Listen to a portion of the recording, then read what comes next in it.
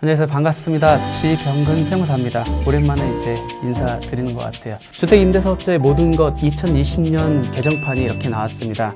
2019년도에 이제 처음 초판이 나오고 많이들 사랑해 주셔가지고 이번에 내용을 좀 많이 보강을 했습니다.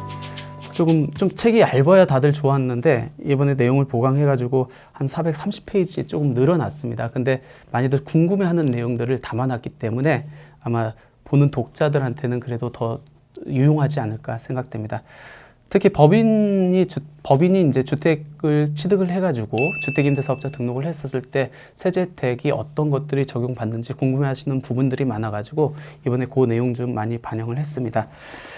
주택임대사업자가 어렵죠. 어려운 이유가 여러 가지 법을 알아야 돼요. 그러니까 총 한 12가지 넘게 이제 법이 열거되어 있는 것 같아요. 민간임대주택법, 지방세법, 지방세 특례제한법, 조세특례제한법, 종합부동산세법, 소득세법, 주택법, 또 건축법, 질서행위규제법, 그 다음에 국민건강보험법, 대략 한 12~13가지 이제 법이 있다 보니까 그 법이 뭐 광범위하게 이렇게 널려 있다 보니까 어려울 수밖에 없습니다. 그래서 제가 책을 이렇게 내면서 초점을 둔 게 그거예요. 요 한 권의 책에 궁금해하는 많은 부분들을 요약해서 요 책만 보면은 그래도 책 제목처럼 주택임대사업자의 모든 것을 알 수 있도록 유용한 정보를 담고자 이렇게 노력을 했는데 한번 읽어보시면 될 것 같고, 책 내용은 총 6장으로 이렇게 구성을 했습니다. 1장은 주택임대사업자 등록부터 말소까지 해가지고 실제 주택임대사업자 등록을 물론 지자체 가서 이렇게 등록을 하는 경우도 있겠지만 지금 렌트홈이라는 온라인 시스템을 통해 가지고 이제 임대사업자 등록을 이렇게 하고 관리할 수 있죠. 또 그렇게 관리하는 게 더 효율적이고, 그래서 그렇게 온라인상에서 임대사업자 등록을 어떻게 하는지 그 절차를 좀 담아놨고, 또 우리가 주택임대사업자로 등록을 하면은 이제 차후적으로 해야 될 게 이제 계약신고라는 게 있습니다. 표준 임대차 계약서를 작성해가지고 지방자치단체한테 계약일로부터 3개월 내에 이제 계약신고를 해야 되고, 안 하면 또 과태료가 있는데 그 절차도 이제 담아놨고요. 또 의무임대기간을 준수를 해야 되는데 유일하게 의무임대기간이 준수하지 않고 임대주택을 양도할 수 있는 경우가 2가지가 있잖아요. 양도 허가하고 그 다음에 양도 신고가 있습니다. 예, 그 절차를 어떻게 거치는지 담아놨고, 다음으로 이제 임대사업자 등록증을 가지고 있다가 만약 임대주택을 양도를 하거나 아니면 어떤 사유에서 임대사업자 등록이 필요 없다라고 했을 때 말소 신고는 어떻게 하는지에 대한 전반적인 내용을 심어놨습니다. 2장하고 3장은 이제 주택임대사업자의 뒷부분입니다. 우리가 주택임대사업자로 등록을 했었을 때 궁극적인 목적은 세제 혜택을 받기 위함이 가장 크잖아요. 그래서 세제 혜택이라는 게 주택을 취득하고 보유하고 처분했었을 때로 이렇게 나눌 수 있는데, 2장에서는 주택을 취득하고 보유했었을 때 어떤 세제 혜택을 받을 수 있는지, 그러니까 취득세겠죠. 그 다음에 보유했을 때는 재산세하고 그 다음에 종합부동산세. 특히 종합부동산세가 지금 정부 정책에 의해서 계속 강화되고 있는 와중에 주택임대사업자로 등록했었을 때 얼마만큼의 세이브되는 세제 혜택이 있는지, 예, 그리고 또 그 혜택을 받기 위해서는 어떤 요건을 충족해야 되는지에 대해서 담아놨고요. 3장은 주택임대사업자의 세제 혜택의 코치라고 하면은 양도소득세일 겁니다. 총 주택임대사업자를 등록했었을 때 양도소득세에서 세제 혜택을 받을 수 있는 게 한 6가지 정도가 있거든요. 우리가 이제 1세대 1주택 비과세 받을 때 이제 거주 요건이 적용을 해야 되는데 그 적용 요건이 이제 배제된다는 거. 물론 그 거주 요건 배제가 작년에 2019년 12월 16일자로 폐지가 되긴 했는데 그 이전에 등록한 사람들은 여전히 이렇게 받을 수 있으니까 그 내용하고, 그 다음에 일시적 2주택자는 이제 신규 주택을 취득하고 나서부터 3년, 그 다음에 조정 대상자는 일시적 2주택자는 2년 또는 1년 내에 이제 비과세를 받아야 되는데, 그 중복 적용 기간이 지났을 때, 즉 과세가 돼야 됨에도 불구하고 주택임대사업자로 등록했었을 때 거주주택 비과세라는 굉장히 유용한 세제 혜택을 받을 수 있거든요.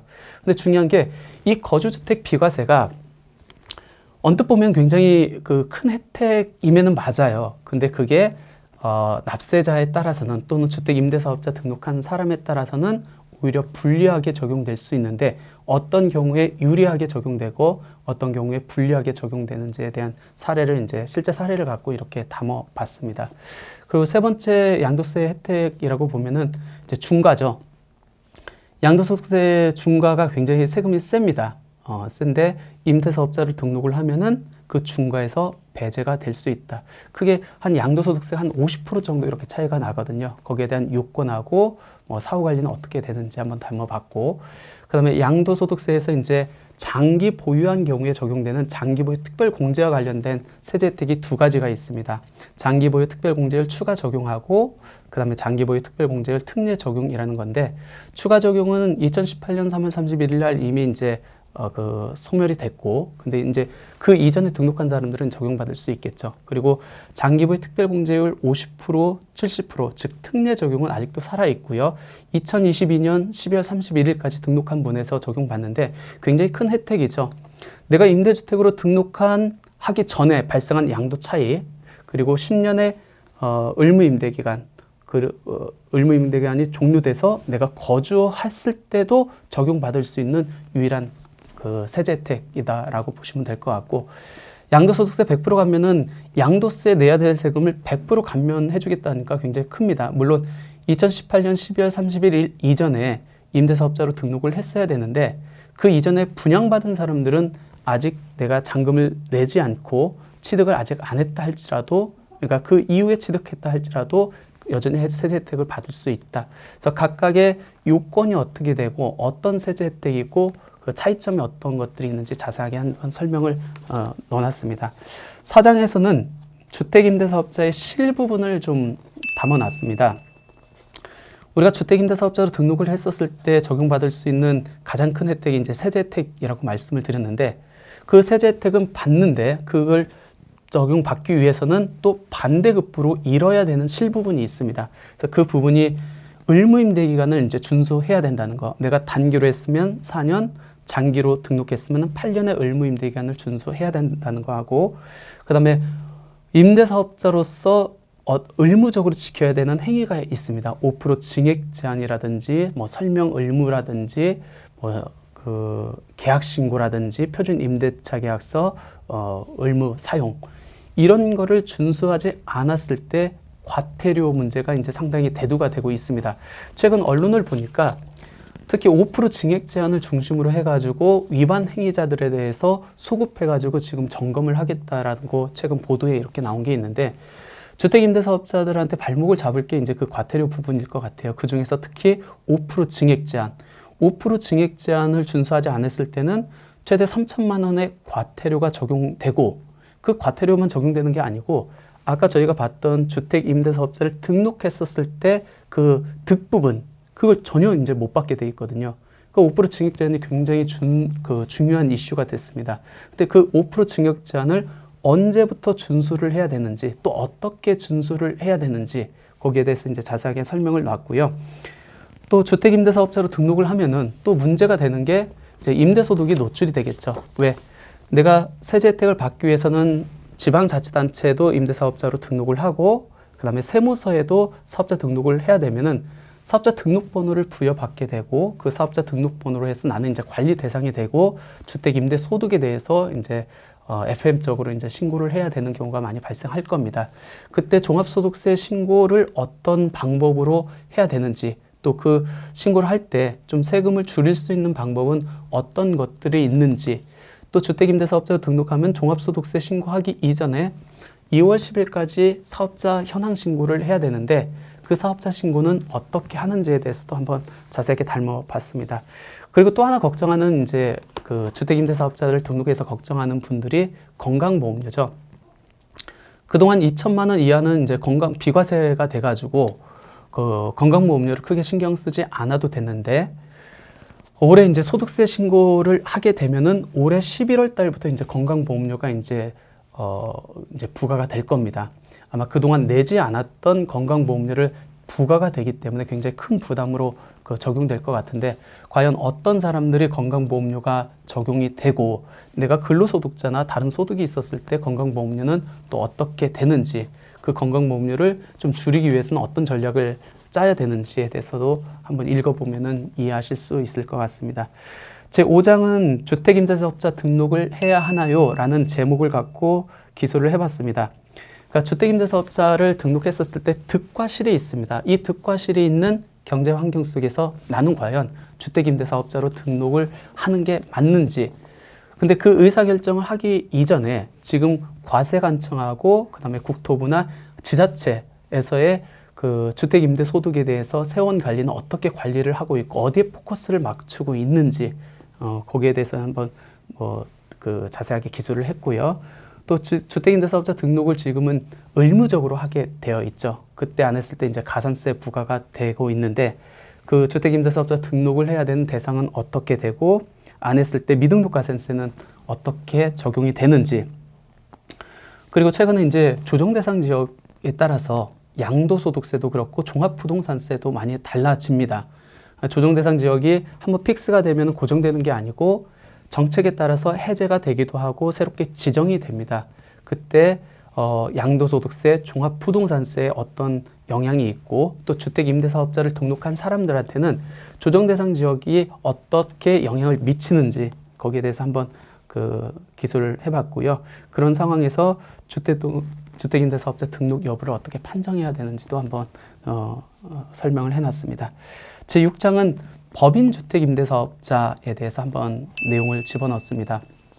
작년에는 없는 그 챕터였는데 법인도 주택을 취득을 해가지고 주택임대사업자로 등록을 하고 있죠. 특히 요즘 조정대상 지역 내에서 부동산을 투자하시는 분들은 개인으로는 한계가 있기 때문에 지금 부동산 매매법인을 만들어가지고 그 부동산 투자하는 분들이 많습니다. 근데 특히 조정대상 지역에 있는 분들은 국민주택 규모를 초과하는 분들은 일정 부분 주택으로 임대한 다음에 매각을 해야 부가세 부분이 이제 개연이 안 되거든요.